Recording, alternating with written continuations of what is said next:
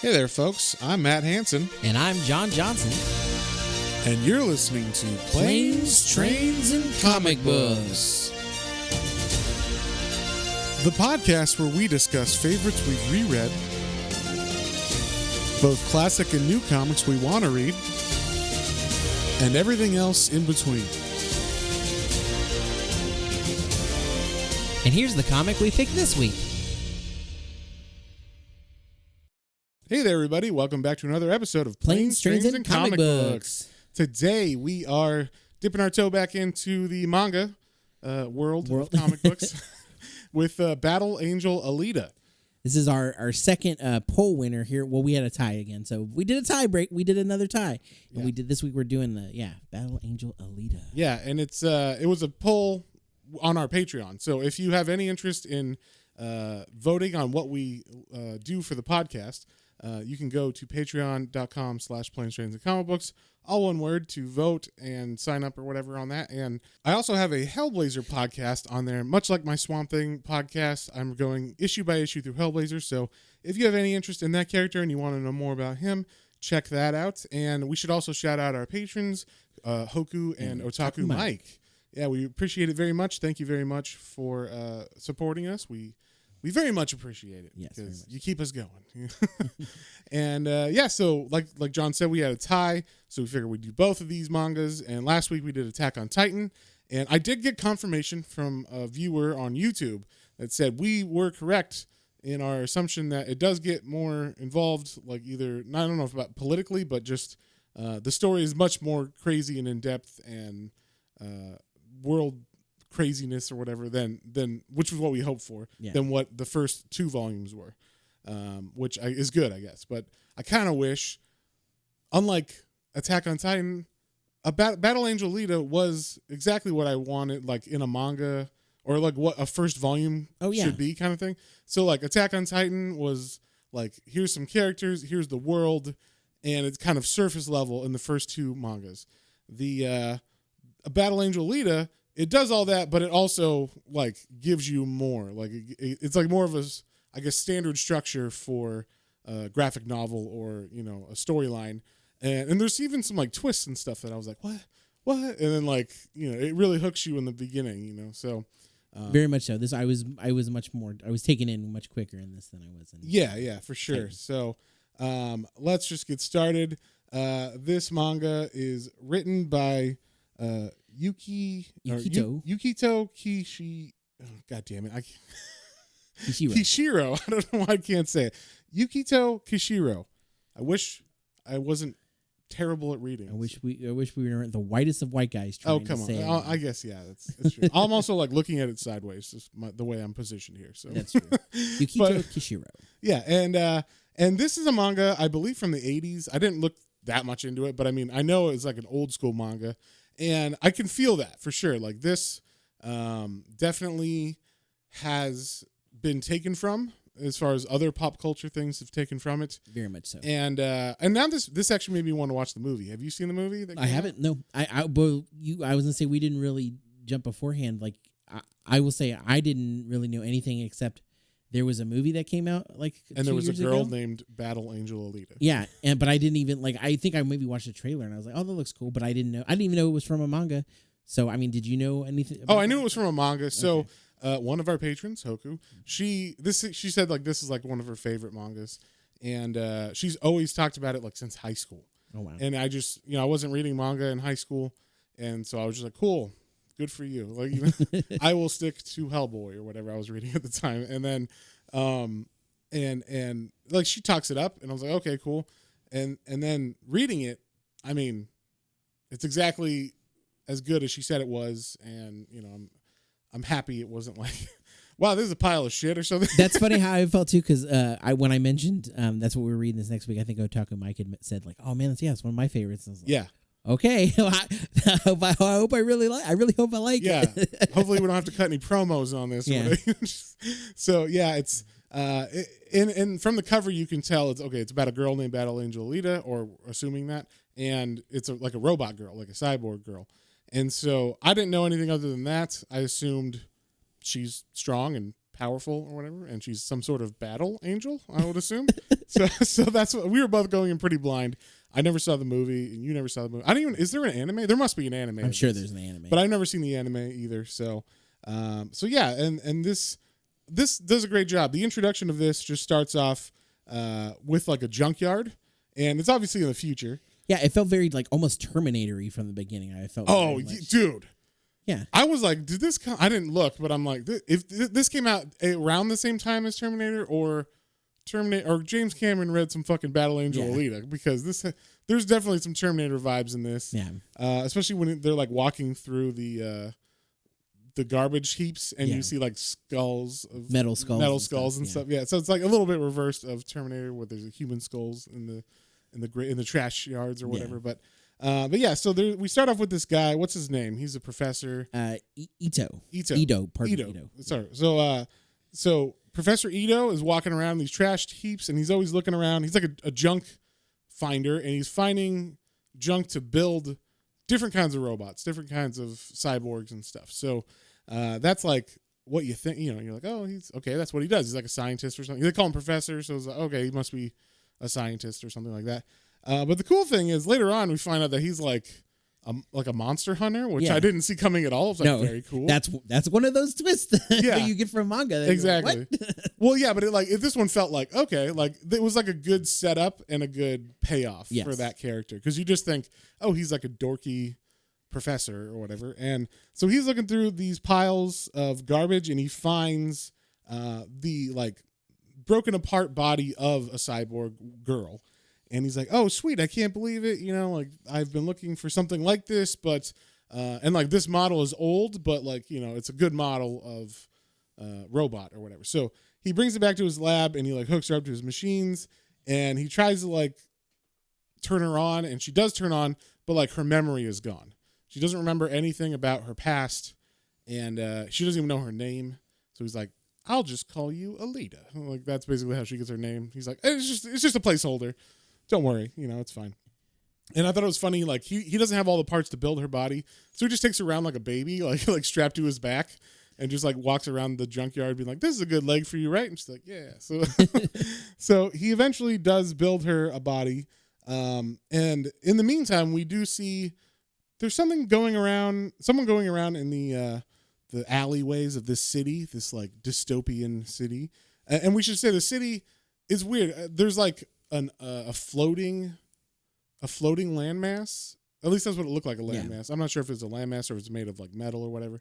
But it's like in the middle of this city, and the people who live up there are in better conditions than people who live on the ground. Yes. So it's pretty standard for a sci-fi. Like the people above, like the Jetsons, live in a great, nice place, and the people they never show the people in the. It's the Flintstones. It's the same time period. It's the Flintstones. That'd be amazing. That would be the best. Like most like shocking. Like he goes down and he's like, "What are these rock cars? Like, look at these primitives." You know, like.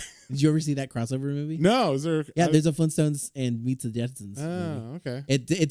I wish it was. He cool goes back in time, I assume. Yes, it's a time travel. I wish it was something cooler like that, where he just have it like his ship ran out of gas and he like fell down below. It was the Flintstones down there. Yeah. So we have like a cyborg. I don't know if she's a prostitute or if she's just a woman smoking, but she's in an alley, and we get like an attack scene on her where she gets her decapitated. And this is where you see like how bloody this manga will get. Like they hit her head off, and even though she's like part cyborg, it's like people have modified limbs and stuff that are cyborgs, but their head and maybe torso are actual human with blood and stuff. So her head gets taken off, and there's just blood and guts everywhere, brain and everything. And then we get a nice good look at her arm.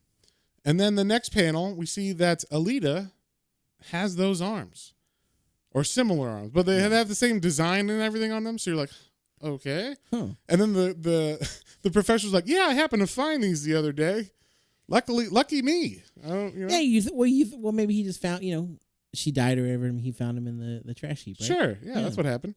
So, he's building Alita this new body, and I don't remember what the name of the body is. It's like, it's some sort of like, he gives it a name, but it's basically like, it's not a battle mode. It's like just a normal, well-made cyborg model. Yeah, I don't remember that. I remember the next one, the more powerful one. Yeah. And so he finally eventually gets enough parts and he builds her like a full body. She can run around and stuff. And she does go through stages like after she's on his back and she gets arms, she's got like a wheelchair. And then, she's able to run around when he gets legs. That's fun. I like when she kind of ventures out on her own a little bit when she gets legs too. And we should say the professor has like a sidekick kind of a helper around the office. He's got an Igor. Yeah.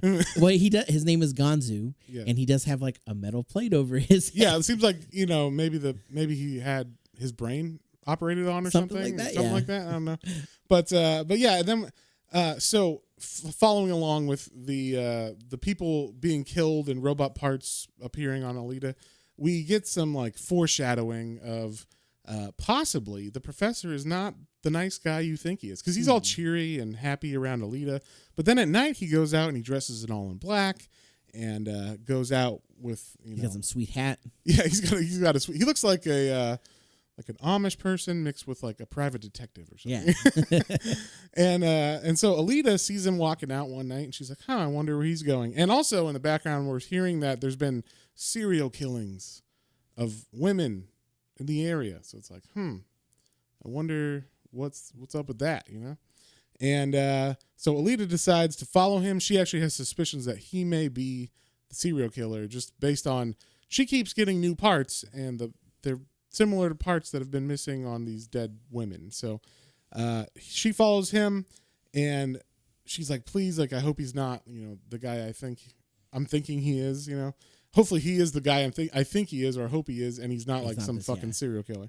And then, but it doesn't look too good because as she follows him, he like opens a suitcase that he has and he pulls out this badass hammer. I like the design of this hammer. Yeah. It's got like a spike for the head instead of like a flat part, on the head of the hammer. And then there's like a rocket booster on the back of it so he can swing extra hard. Yeah, extra hard swings. And he puts it together and she sees him like waiting at the edge of a staircase from like an alley, and there's a woman walking down that staircase and he's about to fucking hit her with this hammer and like kill her.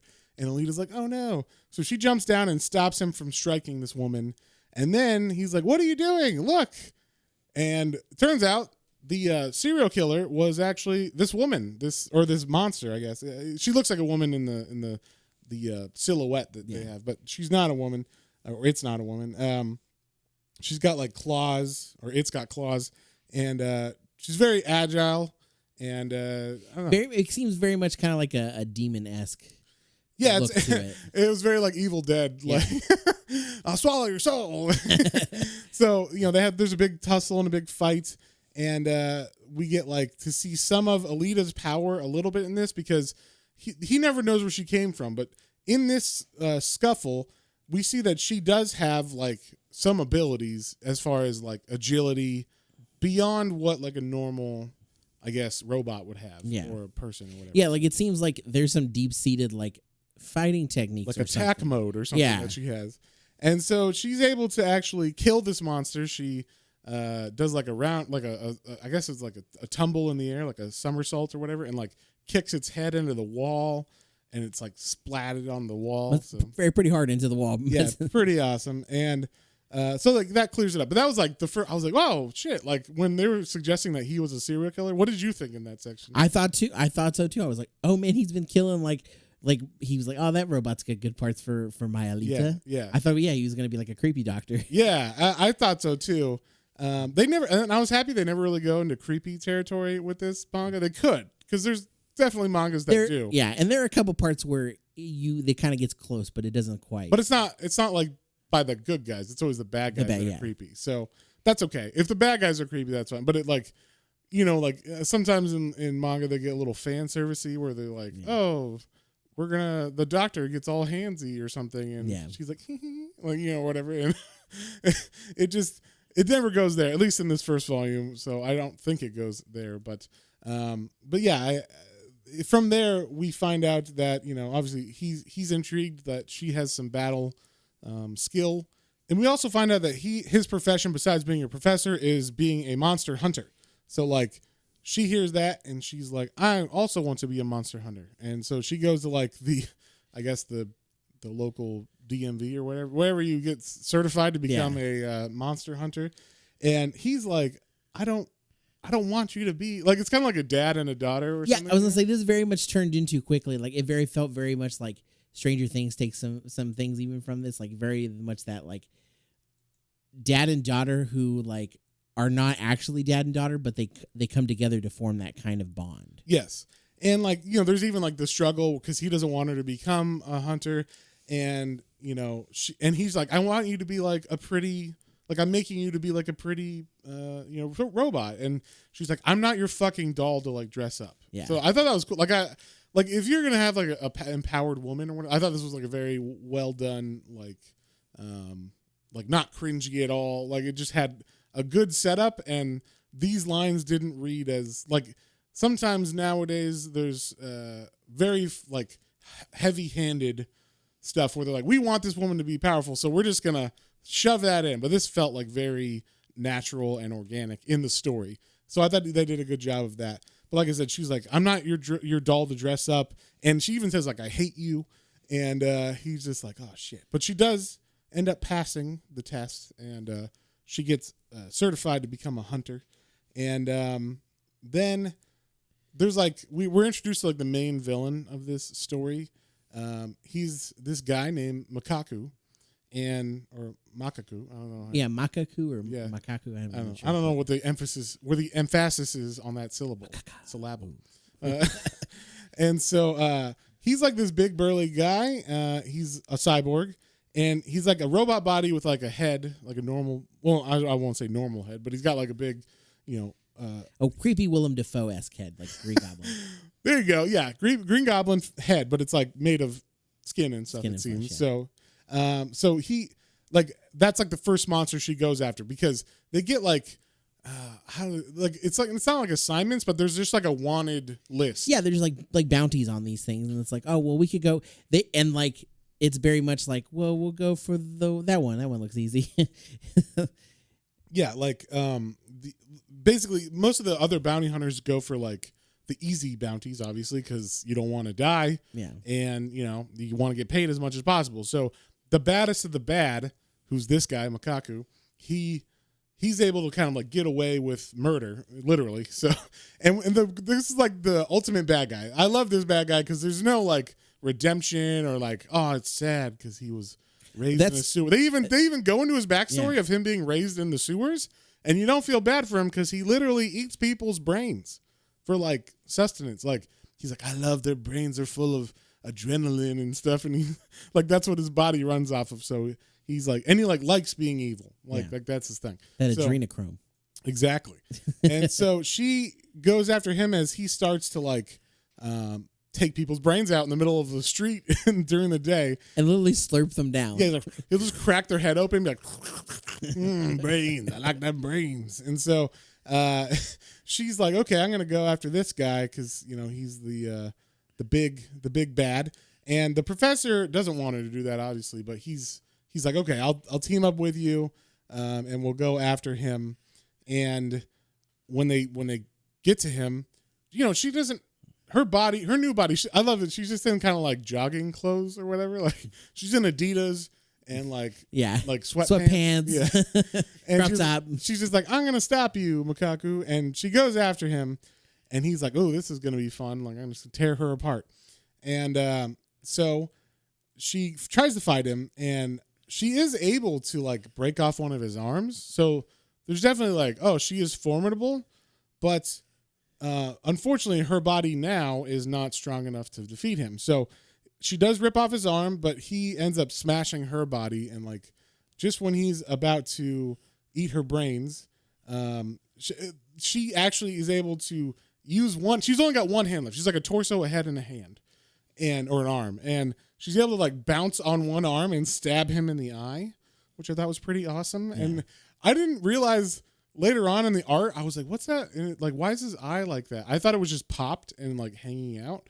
but it's actually like her arm is just in his eye for the rest of the manga, which I thought was great. Like it breaks off in his eye and she just leaves it there. And then he's just blind. It's just, you just get a splinter in your eye and you just leave it there. He doesn't give a fuck. So, but unfortunately, like that doesn't kill him or anything. And so he's able to pretty much bite off her arm, or her arm gets ripped off, and then it's just her.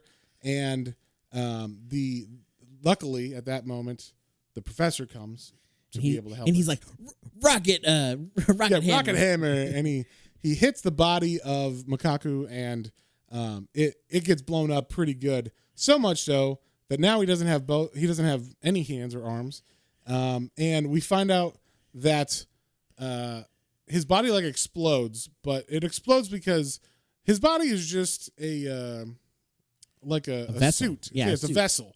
Because Makaku's real body, his real self, it's kind of like, in Independence Day when there's like a suit on the outside of the aliens and then they cut it open, there's a little alien inside. Yeah. It's like that. Where Makaku is just his head, and then there's like a little worm body that like sits down in his mechanical body. So yeah, I guess it connects. So until you kill his head, you don't really ever kill him. And so when his body explodes, his head flies into the air, and then he comes down. He's got a spike on his head, I should say. He's got like kind of like a helmet, like old German soldier, those pointy spikes on the top of the helmet. That's perfect. And so when he comes down with his head, he stabs through the professor, or he shoots the spike at the professor, and it stabs him. And then he just kind of like worms off, and he's like, "You'll never get me," and then slides away. Until next time. Yeah, until next time. And so then we're left with a very wounded, like the professor is like literally stabbed in the gut with this giant. Yeah, it's a giant spike. Yeah, like we're saying, it's sticking out of him like 2.5 feet from the front, and it goes all the way through him, so it's sticking out of his back as well. So, and then he does something stupid. He pulls it out, which I was like, do not pull out stuff that's stuck in you. You just call help, and then leave it in, because you'll bleed to death if that hit an artery or something. Just little advice. But spoilers, it didn't hit an artery. Yeah, luckily, or anything important. Or this giant, I don't know what, at least 6 inches probably in diameter. The placement of it would surely have hit his intestines, stomach, possibly his spine. But just perfectly enough, it just weaseled its way through all of that. It just pushed around that stuff. It didn't, puncture it. So that was nice of that spike. Yeah. And so since now the doctor or the professor has, he's got to heal, and he does heal. But in the meantime, he gets his assistant to help build Alita a new body. Which I like. This was funny because he's trying to convince him to do it, and he's like, "You used to work on bodies," and he's like, "Well, yeah, I was a vet before. Yeah, I was a robot vet. Yeah." Which I thought was funny. It's a little different. Yeah, and so he has that guy build her, or I guess he finds.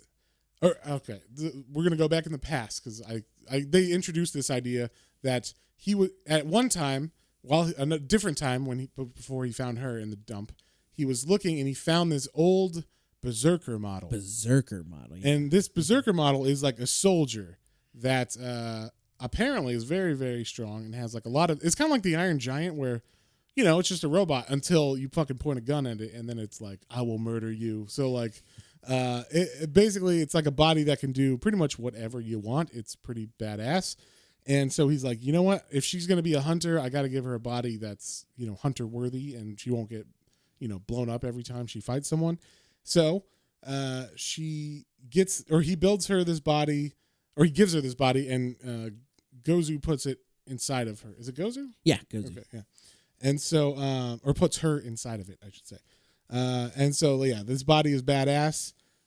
We get a little backstory on the body in it and everything, like what the Berserker can do. And I like the design of it. It looks like definitely like it belongs in the early Terminator years, it definitely felt like this would be a very cool scene in an anime. When they introduced what the Berserker could do when it was just the Berserker and not Alita as well. So they give her this body, and we get to see all the cool shit that is involved in it. And I like it that it's a gigantic body, like he said, Iron Giant size.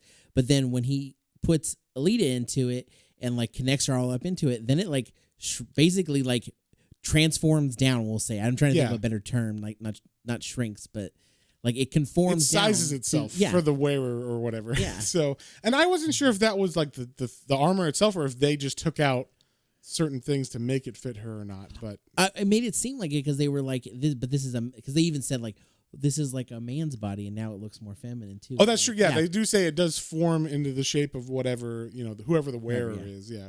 So then the cool thing is when she wakes up from her surgery, she's like, "What's going on?" And she kind of has like flashes of Mukaku attacking her, and then she sits up real quick, and then she's like, "Ooh, a new body," and then she does like does like 3 quick punches, and is like, "Ooh, I like this body," and then she's like, like I'm gonna murder people. It's like an awesome little face that she gets when she realizes how awesome her new body is. So she is like, I need to kill Mukaku. He's gonna come after me. He said like till next time because I'll be back. Yeah, like he really wants to kill both of them, but specifically her because she wounded him and then he had to go away like in his worm body. So in the meantime, while she's got her new body and she's figuring that out, we catch up with Mukaku and we cut to the upper echelon city where apparently there's like battle cyborg fights and stuff. Like, it makes sense. They got to have something to take up their time and bet on. There you go. Yeah, and waste money on. We get like the different fighters, and there's like the victorious like current champ, I guess, the heavyweight champ, the undefeated champ of 28 bouts or something. The Tyson Fury of this comic, and his I don't know. What'd you think about his design? It's very samurai-esque. Like it felt like Samurai Gundam a little bit. Yeah, he's got that, but then he also has a like a boar on his belt buckle. And this is a Texas belt buckle if I ever seen one. There's like a boar on his belt buckle, and his belt buckle is bigger than anything you could ever imagine a belt buckle being. And the head actually comes out from his like waistline. It looks like a dick. I'll just say that. It was very phallic. Yeah, very phallic. But apparently this boar, and I didn't really pick up on this until like later on when like the shit goes down. But like apparently the boar is like a strategic element and helps the fighter. So like it'll be like, you should go left or whatever. And you're like, oh, okay, cool. Like it's calculating moves and, strategic strategies for you, or strategic strategies. Strategery. Yes, exactly. It calculates strategies for you. So we get like a good long fight with the champ and his challenger, and we see like what their suit can do, and it's pretty badass. He's got these fingers that shoot out, and one thing I love about like 80s manga, and I don't know if this is everyone, but whenever you're having like a tough guy fighting, they name the moves, which I fucking love. It's very much like pro wrestling or something, which, in Japan, there's a very big pro wrestling. Oh, yeah. They still love it. Yeah, of course. So it makes sense because even in like Fist of North Star, every time he does anything, it could look the same on the page as any other movie he's ever done. But he's like, that was the Fist of the Zephyr Wind Mountain Punch or whatever. And you're like, what? And then all of a sudden you understand that, oh, and that makes your head explode and your chest burst out of your body. And it's like everyone does something different and everyone's got a name. And this is the same as that. Like, yeah. Every Dragon Ball Z, they got it when they do their special moves. Yeah, Kaioken. Yeah. Or Kamehameha. Yeah, Gatling Cannon and all that shit. So everyone has a name. I never realized that. It doesn't seem as silly or like as standoutish in Dragon Ball. Maybe because they're like energy strikes or something. Maybe. But now that you say that, they do call it out every fucking time. So, yes, no, that's just awesome. You can't do a Kamehameha without saying Kamehameha. Yeah, I mean you have to focus the power with the word, right? So, but this, I mean that's why it makes more sense to me in Dragon Ball is because it feels like it's part of the move, like you have to do it. Whereas in this, they just do it, and then the little narration says like that was the the razor punch of Mount Olympus or whatever, and like it's like okay. So we find out that this challenger or the heavyweight champion's main move is, or like his defeat move that he kills everybody with, is like these fingers that come out and they're like blades and they go at like Mach 15 speed or whatever. Cutters. The grind cutters, is that what they? Yeah. So they fly out and they just like they're like whips and then they'll like chew you up and no one can defeat them. Like that's why he's so good. Besides his pig belt, that's calculating strategies for him. He's got these badass weapons that can just take anybody on. So, and this is like a human inside of like the cyborg arms or whatever. So, this guy, what's his name? He's got a name, but Kanuba. Okay, so Kanuba is the champion. And after he wins his bout, he goes and he hangs out and he's signing autographs. I love this. He's got a giant fucking pencil or pen, and he's like, it just seems like he's about to sign autographs or something. Yeah. So, you know what? Actually, that's like a big cup. I thought it was, when I read this the first time, I'm like, oh, he's just signing autographs because it's so gigantic and weird, but it's like one of those horns, like a Viking horn. That's what it is. That's a drinking challenge. Yes. So, and then, he goes on to say, like, my entire undefeated streak is because of these hands and my awesome grinder, move or whatever. So, we get we get to see him kill. There's a guy that comes in that is like, I'm your biggest fan. Please, sign my autograph book or whatever. And he's like, what? This guy's weird. Like, he seems very odd. He's got like an odd face and everything. So that dude threatens him and is like, I like your power and your body. And it's very weird. This dude, he looks very cherubic and he doesn't look anything like Makaku. No, yeah. And it turns out that this is Makaku in a secret body. He was under. Yeah, the head was under the garbs of the body, and he's got arm. He's pulling a leather face. Yeah, is what he's doing right now. He's wearing someone else's skin or something, or some other robot skin. It literally looks like he just pulled someone's head off, hollowed it out, and put it over his face. Yeah, and then his face was able to work it. So, what's his name? The fighter. Kanuba. There you go. Kanuba, tries to fight him, attacks, but this was awesome. So Makaku, jumps out of that body that he was in, and just in time to miss that deadly attack. And then he's in worm form, and he just goes slithers up the legs, I guess, of Kanuba and goes in the back of his neck, and he burrows into Kanuba's neck, and he just basically replaces Kanuba's head with his head. So now Makaku's got this badass body, and he's able to, now have a badass body and kill people. The ultimate body. The ultimate. This very much reminded me of Dragon Ball with ultimate bodies and that, but without the transformation. You haven't seen my final form. My final form. And so he knows that now he can kill anybody, including that girl, Battle Angel Alita. He doesn't know her name, but the one. That one girl that gave me a little rough up. Yeah. So, this is when then they basically go to a bar after this, and this is it's a hunter bar. Look, not Makaku. God damn it, I forgot his name. But yeah, it's like a hunter bar for just the hunters in the town, and Alita takes Professor there after while the fight and the taking over the bodies happening with Makaku. The Professor and Alita go to this bar, and everybody's checking her out because she's got this new body. She's got some skin tight pants on and stuff. She's got like leather pants, we'll say now. So this is where you were saying probably that people were treating her sexistly or whatever. I'd say just a little more oh, hey, what's up, baby? What's up, baby? Yeah. And some of the guys do literally catcall her woo, just go after her fully. Who's your new assistant? She's a cutie. She should have a drink with us. And she doesn't take any offense to it or anything, but it was just oh, okay, her new body is slamming to the other hunters at least. And so in this bar, and I thought this was weird at first, why do they have this bar scene? But it totally sets up her abilities in a story structure because eventually some of the hunters are dicks and they get in a fight with Alita. And then Alita basically takes on all the hunters in this bar and kicks their fucking ass. So this is where you get to see what her abilities are with her new body before she fights Makaku, which sets his power up with his new body really good because you get to see her skills versus what they were before. Yeah.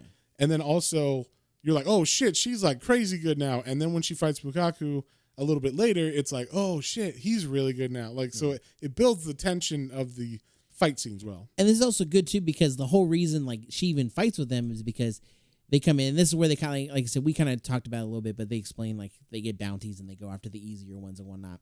And she's like, well, why does anybody go after Makaku? And they're like, why are you crazy? Because he's killed everybody that, they were not going to do that.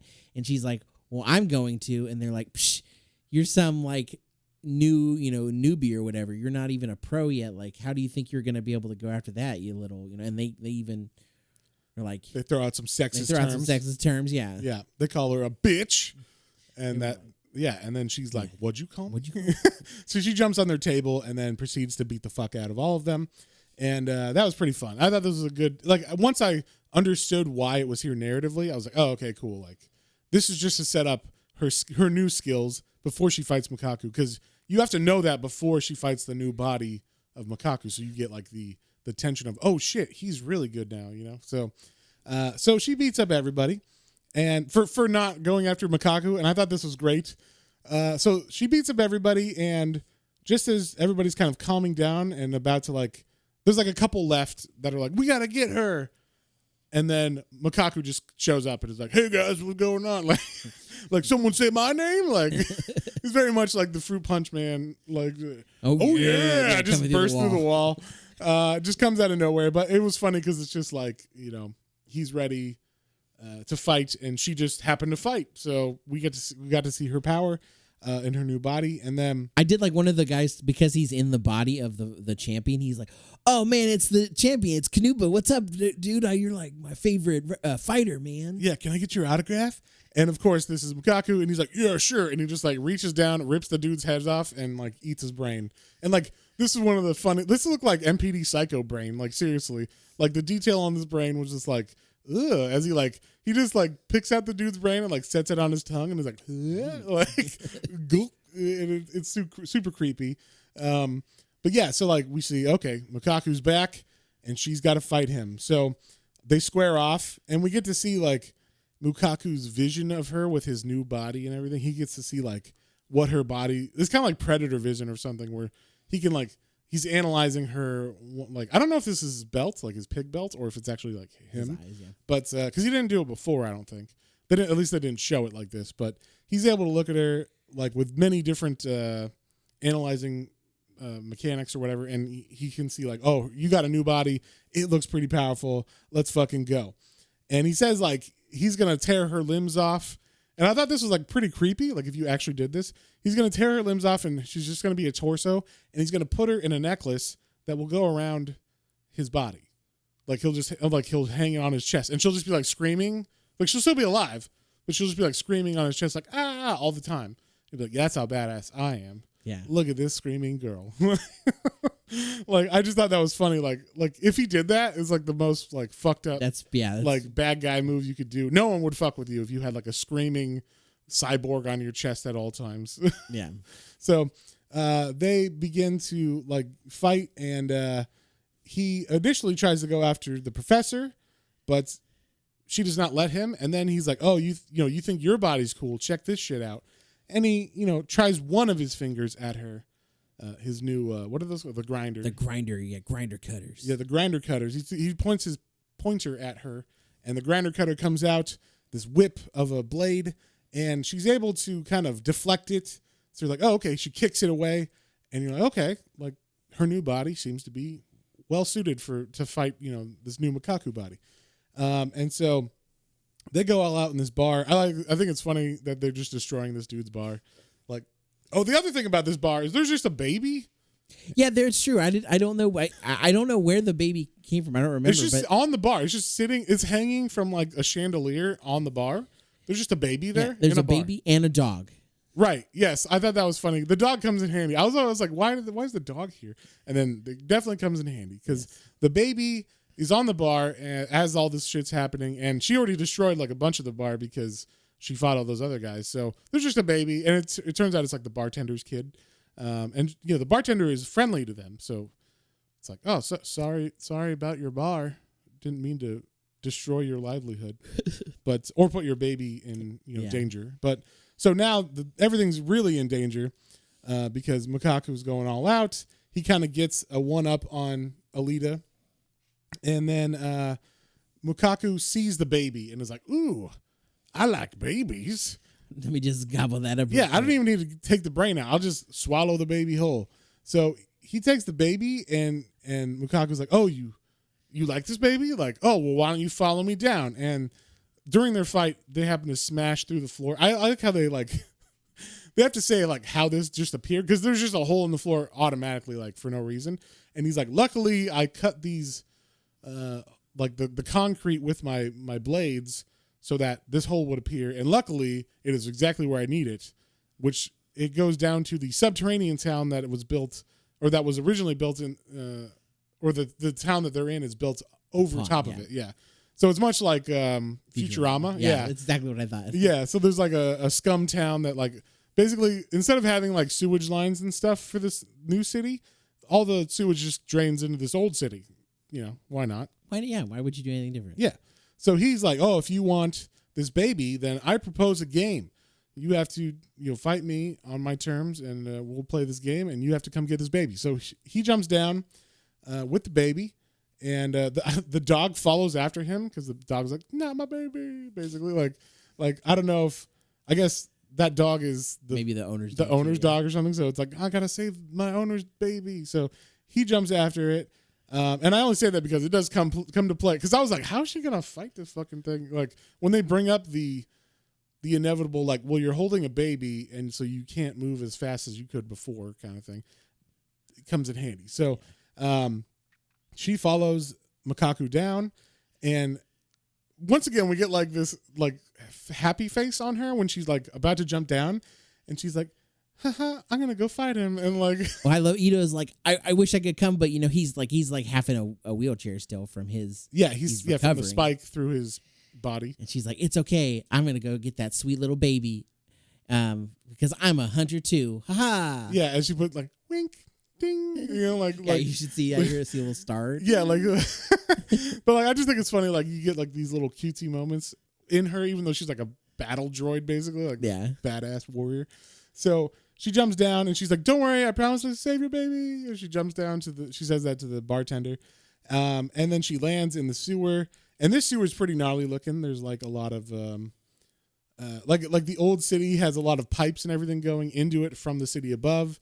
And there's just, you can just tell there's like literal sewage being poured down the building. There's shit everywhere. Yes. And so she jumps down, and this is where we get to see, we haven't seen all of her new body skills. We've seen her fight, but we haven't seen some of the very useful aspects, which we get to see first thing here. She lands on a pillar, and as she's falling down it, she kind of like misses the landing, or she hits it and maybe rolls over backwards. Yeah. It seems like it's probably old and it's just not made to take a hit like that. So it starts to fall over, and to like get her balance, she sticks her fingers out and like they're able to like just punch into the brick as she slides down, and it kind of like slows her down enough to land. Yeah, like she kind of like skirts down the side of it. That's fun. It's like repelling almost. Yeah, and they don't really show exactly what that is, but you're like, okay, I guess her new body can stab into concrete. Cool. And so as this comes into play later, because she's about to fight, or like as she gets up, I thought this was funny too. She gets out of the water because she lands in the gross sewage water, and she does like this dog move where she like shakes her head off really fast. So she goes from like super wet hair to like perfect battle hair, like, and like her hair is completely dry. And then she's looking for Makaku, and she can't find him, but she's definitely like worried about the baby. Because I think the baby's crying. So I think she can hear it like throughout the tunnels and stuff. Yeah, so it's like echoing around. Yeah, and also she can hear Makaku like saying, "Aren't you gonna get the baby?" Like, teasing her and stuff. So Makaku has put this baby just hanging from some rebar like over some sewage, and it could fall at any moment. That's what it looks like. And so right as she's about to get it, because obviously it's a trap, the grinder blades fly out of the water, and it turns out that this is Mukaku's hometown. This is where he was born. He was born in the darkness. So yeah, he was born in the shit town. Yeah, he's his little Bane moment. Yeah, he does have his Bane moment. And so, but yeah, like you said, like even though you're like, oh, he came, like it does, you don't feel bad for him really. No, because the lesson he learned from that wasn't like, oh, like I don't want to treat people like garbage like I was treated. It's, you got to be the guy to step on everybody else, or else you're going to be the guy that gets stepped on. So now let me eat those baby brains. Yeah. Also, they make him irredeemable because he's killing babies. Or trying to kill babies. He's killing random people, just pulling out their brains and stuff. So unlike villains nowadays, they tend to give them like a sympathetic story and leave it at that and try to make you like them for some reason. This is like an unapologetic villain, even though you understand where he came from, doesn't justify his evilness. I'll agree with that more. I that is one thing. I feel like they are more and more having villains be like, oh, I get why he went that way. Like, yeah, it's not their fault. Not all of them are like. Some of them are. I get that. A lot of them are now. But a lot of them are. Yeah. Yeah. Like, especially like, you get like Harley Quinn. Like nowadays, she's like a hero. Not an anti-hero. She's a hero. And it's kind of like, but I mean, she was like a murderer for a really long time. She did murder people. She stole a bunch of things. Yeah, just because she was like abused by Joker doesn't mean that justifies the murdering that she did of everybody for like 30 years or whatever it was, until like 2 years ago when she's like, oh, people like her. Oh, we'll have to reform her so that people can read her comic and feel good about it or whatever. It's like, and same with like Poison Ivy. Poison Ivy and her are a couple now, and it's like Poison Ivy definitely has a history of murder and badness and doing really bad things. And now she's just like, yeah, I'm her girlfriend, and we are great. Like, so there's definitely, it takes the edge off a lot of these bad guys, and it kind of makes it hard to care about. Why is Batman fighting them? Like, why do we care? Kind of thing. So, so I like that Mukaku is like a genuinely bad guy. Even like in Dragon Ball, they explain why Vegeta is the way he is. But he did murder a bunch of planets for Frieza, and he went, we saw the saga where he goes and he tries to kill Goku for no reason, and so it's like, okay, he's a bad guy. And then they reform him after a long time in the series, and you see the progression of it. It wasn't like, we just want him good because people like him. We'll have him turn on a dime or something. There's no like lessons learned or anything. That's true. I think you're saying that, I was like, oh, I feel bad now because Vegeta was like that. But I guess it makes sense because Vegeta, that was over several seasons, and like he still holds a grudge. He's still a dick until pretty much like maybe-ish now. I think maybe into Super, he's like. I haven't watched Super, so I don't know. But I mean, there's always like a grudge between him and I was going to say Kakarot, but Goku. Yeah. And yeah, like. Yeah. The turn is that like he falls in love with Bulma and all that, so and it does skip ahead, like it does just like, oh, they're married now, but you do like learn why. Yeah, there's like a whole episode or two where it's like, this is why he became a good person in quotation marks, like a less of a dick. Yeah, and we like him now, he's on our side kind of thing, where they don't do that too well in modern comics, I don't think. But back to this comic, Mukaku is irredeemably bad, even though he came from bad circumstances. And so she saves the baby. As Mukaku comes out, she dodges all his attacks, and she pulls the baby off of the piece of iron bar that he was hanging on. And he's like, oh, you think you did something good, but guess what? Like, you can't dodge my attacks now because you were going faster than like Mach 12 or whatever, because my fingers go that fast. Well, now you can't go that fast because you have a baby in your arms. So, like, there's no way you can dodge any of my attacks. And right when he says that, Fang, the dog, comes out of nowhere and is like, I'm going to kill you. And he, like, attacks Mukaku. And this is where we find out what was stuck in his arm, in Mukaku's eye the whole time. The dog latches onto her arm that was still stuck in his eye the entire time since he fought her the first time. And he pulls that out. And then the dog is like, gets in the water, and she's like, oh my God, the dog, guess what? Well, this is perfect. This works out great. You can take the baby and you take it back to the master, your master or whatever. And then I can fight Mukaku. This worked out well. So, I like that. Like, you introduce a dog and a baby just to have tension, and like, maybe the dog's going to die, that's what you think. And then it's like, oh, the dog's there just to save the baby so they can get him out of the battleground. And then, now they can fight full bore. So they do that. And this was cool. This is like, I like this because they show it, they don't tell it. So we saw her fingers earlier punch into the concrete. And then now, he attacks at her, and she does this move where she like just misses his attack on one of his hands. And she like uses her finger, and it just shows him dragging around his arm, like in a swirl motion, like spiraling down his arm. And it doesn't look like it does anything initially. And so she's able to like it doesn't do anything initially. In fact, you're like, oh, I guess, I don't know. I guess she was just dodging him, and that was like supporting her or something. And then she punches off is his other arm. I think she kicks it, right? Or no, her hand when he's being attacked with her again. She does another move with the same hand, or I guess her hands are both the same, and it like somehow cuts off his arm. Like he's like, "What the fuck?" I guess it basically. I assume it made like incisions, and then she basically like. No. This is a different. Oh, there's two different arms. Okay. So there's the one arm that he attacks with normally. It's his right arm. She does the spiral on that one. Then the left arm he attacks with, and she actually chops that one off at the forearm. Okay. And he's like, "How did you do that? This new battle armor." I like this. He's like, "It's 40 millimeters thick." It's like, what is that thick? I don't know. I'm American. I don't know what millimeters are. So, but yeah, like he says it's 40 millimeters thick, and there's no way that you could cut through my skin like butter. And then it turns out that her hands have some sort of like aura that she can produce when in a certain situation, like and this is much like Iron Giant. So the professor kind of earlier, we didn't say this, but when she jumps down, he was talking about her jumping down and being like, "I hope she's okay." But I did notice that the battle armor, the berserker armor, when put in stressful situations of life and death, will like manifest self-defense protocols basically that can like hopefully they kick in, basically is what he says. Yeah. And so that's basically what happened is she she's fighting Makaku. It's a life and death situation. And as she's fighting him, she just instinctively activates this new move that's like, it's basically a lightsaber that comes out of her fingers and like lets her cut through anything with her hands. So she cuts off one of his hands.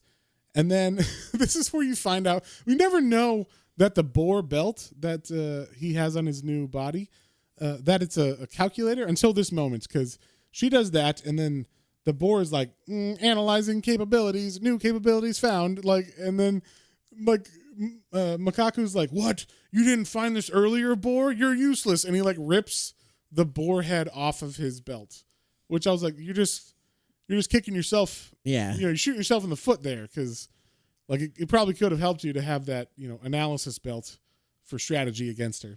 And I like that, like, she also has like this moment of like, she comes down from her moves and she's like, "Oh, I feel totally like at like center and like ease with this." And then she's like, I also like within doing that, like she took some of the like the blood from him and like gave herself some war paint under her eyes, and she's like, "I don't know why I did this, but I feel like I'm ready. But this feels right."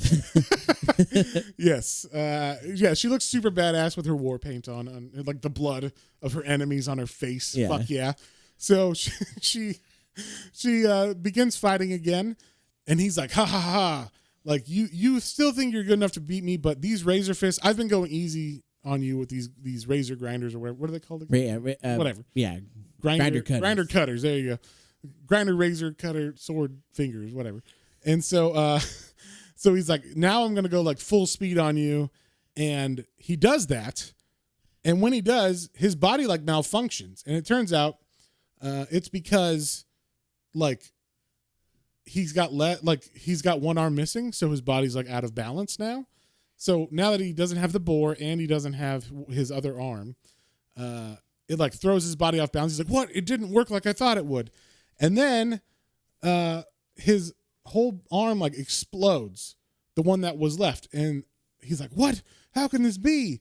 And it turns out that it's because that spiral that she cut into his arm, or that spiral that she did on his arm, it wasn't just stabilizing. It was like cutting into him just enough to weaken his armor so that next time he tries that move, it will explode when he tries to go full bore with it. And so it blows up, and that's pretty much the end of him. It like literally, he is completely dead, and he's just sitting there like, "You blew off my arm," and she's like, "Yeah, I did it," and she explains how the fingers work. Like, yeah, I could instinctively know that if I did this spiral move, it would do what it. My instincts came out, and it would cut through just enough so that your arm would blow up next time you tried to use it. Yeah, I did love right as they're fighting, and he's like about to do the move again. Like all of this raw sewage comes flushing down. Yeah, and he's like, just like when Mom threw me down. He got flushed down the toilet. That's the the series, like that's why he was raised down there, because his mom flushed him down his the mom toilet. flushed him down the toilet or whatever. I just love that he thinks that that's like, I don't know, it's like a fun throwaway line, but Yeah, he thought he was gonna win because that. He's like, oh, it's raining down. It's gonna be. I'm used to this. I'm in my element. I grew up in shit. This is new to you. So, and then surprisingly, this book just ends with him being like, wow, you blew off my arm. And then she explains like, oh yeah, it was with my fingers. And then it just ends. Yep. And she's like, I got magic fingers. Yeah. Yeah. She does like a little pose and then like cutesy face and then hell yeah. So she does like, it looks like she does like a little, like a little kiss at him or something, like, haha, you suck. And so that's where it ends. Like it ends really quickly. There's no real conclusion other than like, she defeated him, but he still has a body. So like, I wonder if it must continue to like maybe his head escapes and he becomes a bigger villain next or something. I don't know. I definitely want to read more for this one. Yeah. And I think it's only 6 volumes or 7 volumes or something. It's not very long for manga. Yeah. So. Oh, it's a complete like thing. Yeah, it's complete. I mean, it finished a long time ago. Oh, so. nice. Yeah, this is from the 80s. So, I know. I didn't. Well, I know. That's true. I mean, Berserker's from the 80s too, and it's what Tankobon 44 or some shit right now. So, yeah, it's just that one just continued. But this one does have an ending apparently. Nice. Or at least there's a certain amount of books. I don't know if it fully has like a complete ending, but yeah, let us know if it does have a complete ending because I would like to continue reading and would like to know that. But anyway. So that is Battle Angel Alita. It was a pretty quick one because it was a pretty quick read. But John, what did you think? What would you give it? I liked it overall. This is probably one of the best mangas we've read so far, honestly. Like as far as like just complete, concise story, kept me involved the whole time. Yeah, this really felt like a comic book. Like it's like there's no time to waste. We're just throwing these beats at you, story wise, and they all make sense, and they all they do a good job of throwing in little things like the serial killer beats and even like the baby and the dog, where it's like we're introducing elements that we're going to pay off really quick that make you interested in the story. Yeah, there's never like any time that you feel like it's about to go into downtime, it's like the next page is like, oh, something happens. Right, like when she's getting her body rebuilt and you're like, okay, like obviously they're gonna do a montage or a couple pages of her learning. No, they just cut to Mukaku getting his new body and, getting a fight that way. So like every time you think it's going to be down, it's not. And it's a really efficient way of telling a new character story, I think. Yeah. And I really liked all the art in this. There were a couple pages I had to like go back and forth to make sure I understood what was happening in the fights. Because fights are always hard though. Yeah. Just because some of the line work, sometimes there's so many lines on a page and it's action lines and you're like, well, wait a minute, which is the the finishing move here, who's doing the right? Yeah. So there were a couple pages of that, and again, that's also because it's in black and white. I think it had the whole thing in bit of color. You probably wouldn't have encountered that. Right. Oh, and there are some color usually in manga. I don't know if we've read enough manga for you to know, but there's usually like two to 5 pages at the beginning of each chapter that are in color. And I will say the color portions of this book are fantastic. I really liked the way the world looks. I did too. Like the color gradient was it wasn't like bright and shiny. Yeah, it's like a soft. It looks like desaturated. Yeah, it looks very post-apocalyptic. Yeah, I did like that. We've had that in I think one of the Junji Itos, maybe both of them. Oh yeah, they had those. So we've seen that a bit. Pretty much every manga I've read does that. Do you know why that is? I don't know. I think it's just like for the treatment in these hardcovers or these, different volumes when they release them in book form. Because I think a lot of these come out in the chapters in different magazines in Japan, like comic books, but they're like phone books that just have, here's, 20 comic books all in one. And then whichever ones, I think people do surveys or did surveys in them and would be like, I like Battle Angel Alita, check that one, do that one. So they would just weed out the ones that people didn't like and fill them with Dragon Ball and Alita and those kinds of things. Yeah. So it's kind of an efficient way to get your product out. And it's like cheap telephone book paper that they're using. And then when they put them in volumes, like collected volumes, you can do like little cool things where it's like kind of special that it's going to have color, or usually like if you get we read it digitally, but if you actually have the volumes, usually those color pages are gloss pages and they're thicker paper and stuff. Yeah. So they're like nicer looking. That makes sense.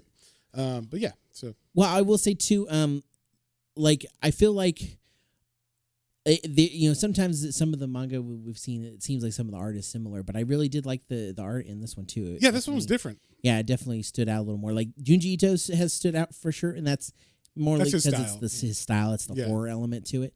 But I really did like this one as well. I like the aesthetic of it, and then I like the characters of them too.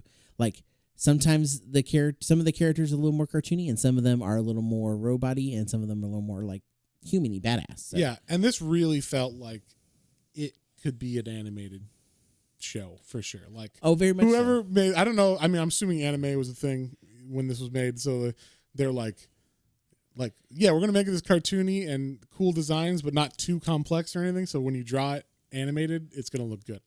Like I'm sure. Yeah, we'll have to look. I definitely want to watch the movie now. So, but the live action, yeah. Sorry. Yeah. Well, I don't know if that's good enough. I know it's a Robert Rodriguez movie, so Oh, is it? Yeah, if you like his stuff, maybe it'll be good. I don't know. I know it didn't do well in the box office, but that doesn't mean it's like a bad movie. So. Yeah. But yeah, overall, I would say I would give this one an 8. It was really fun. Oh wow, that's a high rating. Yeah. Yeah, I will give this one. I guess I'll give this one a 7.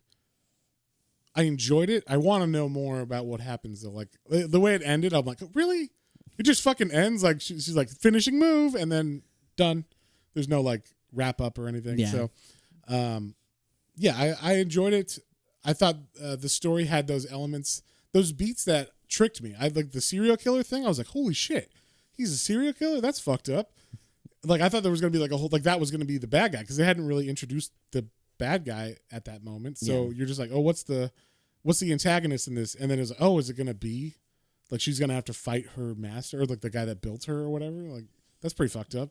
Like her father, like she was calling him like dad. That they established this relationship. So Papa. Yeah, papa. So I'll give it a 7. I think it was solid, and I definitely want to check out all the books. I liked the art a lot. It definitely had its unique style. Like you said, it's cartoony in some parts. Like I like the professor's design a lot. He's got like a very cartoony face. Yes. And I like it when you can tell like the different creators. Like everybody's got their own style. I find a lot of comic books in America or like Western comics have kind of dumbed down their art style in the last couple of years, and you can't tell one artist from another on like the general comics. Now, I don't know if that's fair to judge this because, yes, like I said, they had phone books, and the ones that were the best that got voted, those were the ones that filled it up eventually. So I'm sure the ones that were not the ones that people liked and voted for were probably the same, like, oh, this isn't good because the art's lame or whatever. Yeah. So we don't see those ones. The ones that come to America are like the cream of the crop. So I don't know what those ones are, like what the bad ones are. But from what I see, usually the mangas that come here have really good art. At least the older, I'll say the older ones do. Some of the newer ones, I'm like, it just seems kind of generic. Yeah. Like when Chainsaw Man didn't care about that. I was gonna say, we read some really weird ones recently. Yeah, Fire Punch didn't care about that art. Chainsaw Man. Even Attack on Titan, the art was good, but to me it just seemed like, yes, this is generic manga art. It didn't stand out as like special. And this has a style. And so does Fist of Northstar, and so does Berserk, and so does Dragon Ball Z, like that dude, I can't remember. Akira Toriyama? I believe so. Okay. He's got fucking awesome art. I love that you just tell, like, and I mean, true, whatever he does looks like a Dragon Ball character or whatever, but but I love his like designs of things and just the way his world is and his technology and stuff. I love his dinosaurs. Yes. Like, you don't see as many, obviously you get later in, but like early Dragon Ball and stuff, all of the like. Well, Dragon Quest too. Oh, yeah. I mean, yeah. Yeah, it's all of those. I love his creatures are always really his fun. Creatures and his tech are good, and then all of his characters tend to have like similar faces and stuff. But you can tell it's him, and I like that. I like you can tell like when an artist is doing something, and that's like a '90s thing, like because in America there was like the house styles of Marvel and DC, and you couldn't really stray from those styles. You could have kind of your own flair. Maybe if you were like a really good artist, you could have kind of your own flair. But until you got the image guys like Todd McFarlane, Rob Liefeld, some of all those guys, Jim Lee, the styles didn't really, they were always on a model. And until they came in and were like, they don't need to be. Like, oh, let me do this. And then everybody responded to it. And they're like, okay, if people want it, then give it to them. We just sold 1 million issues for no reason other than this artist is on it. So once that happened, and you, like, I love that in the 90s, especially the early 90s, you can see, like, that is Rob Liefeld. That is Todd McFarlane. And I feel like that is what these books are. You can pick out their art. Like, that is that person right away. So I like that a lot. Yeah, and I definitely want to continue this series. Probably I'll probably just buy the hardcovers and just like read through the whole series. Oh, that you liked it that much? Yeah, I'd buy the hardcovers for it. I know I gave it a 7. 7's pretty high, you know, like that's high for Matt. That's true. Yeah, I mean, it goes like 8 and 9 are like top of the top, and then like maybe this series will be top of the top at the end of it, you know. And then 10 is I've given very few things a 10, so yeah, but it was great. What are we reading next week, John? So next week we are going to do one of our favorite series. We're going to get back to. We are going to do the Parker novels. Yeah, and we're going to do the next one in the series, which I believe is called The Score. Yeah, which if you haven't checked those out before, I know it's not everybody's cup of tea, but if you like true crime noir stuff. It's not true crime. Not true crime. It's crime. It's crime noir. I apologize. It is not true. Well, it could be true crime somewhere. But it's not true crime that we know of. It's just crime noir. But I love the style of this. It's Darwin Cook. It's Darwin Cook, exactly. So he drew and wrote or adapted the books from Richard Stark, who died like a couple of years ago. But he was like a crime novelist in the I guess 60s, 70s, 80s, 90s, you know, through his whole life. And he wrote like, you know, kind of dime store crime pulp novels, and very successful. His real name was Donald Westlake, but his pen name for the Parker series was Richard Stark. And the Parker books have been made into movies. The Mel Gibson movie Payback. There was a movie that came out with Jason Statham a couple of years ago. I can't remember what it's called. Parker. That was called Parker. Yeah. And then there's like there was a bunch of movies in the 70s that were made that were like loosely based on some of his stories. So well, I can't highlight enough. We'll throw up this week. I'll throw up on our thing like in the stories and whatnot. If you want to go back and check out the last couple episodes, because this is one that Matt was like, oh, just check them out. They're really fun. I really love this, and like I love this series now. Like it is. Was that your introduction to Darwin Cook on the channel? I don't know if it was that or if it was or no, I think Justice League New Frontier was the first, which I mean that's like a magnum opus. Right, yeah. So that's understandable. But like for something that's out that's like not like a main no one knows about this. It's fantastic. I love it. So I'm really excited for the next one. Okay. Yeah, we'll check that out, and if you like crime, there's no better than when you got Darwin Cook on art, which is fantastic, and you got cool crime 70s, you know, hip gangster guy. So that's always fun. And then we're also going to put our poll out on Patreon. So if you would like to vote on what we do this month for our Patreon poll pick, which is what this was, and also the last episode with Attack on Titan, those were poll winners. So if you would like to influence what we do for episodes once a month, we have a poll. You can sign up for our Patreon at patreon.com/Planes, Trains, and Comic Books, all one word, and you will be able to vote on what we pick. So what are we doing this week this month for the poll? This month is going to be characters that we have never done on the channel. So ones that maybe they've been in something we've read, but we've never done like just their story. Yeah, and we did this a couple times back, like a couple months back. I think it was, and we ended up doing the Spectre and Animal Man. So those are two fun ones. I'm glad we got to get... The Spectre is not one of my favorite characters. Like, I'd never read anything. He was like, I think I even said, like, he's one of those characters that I saw and I was like, I like you, but I don't know where to start, and I don't know, like, no one talks about him.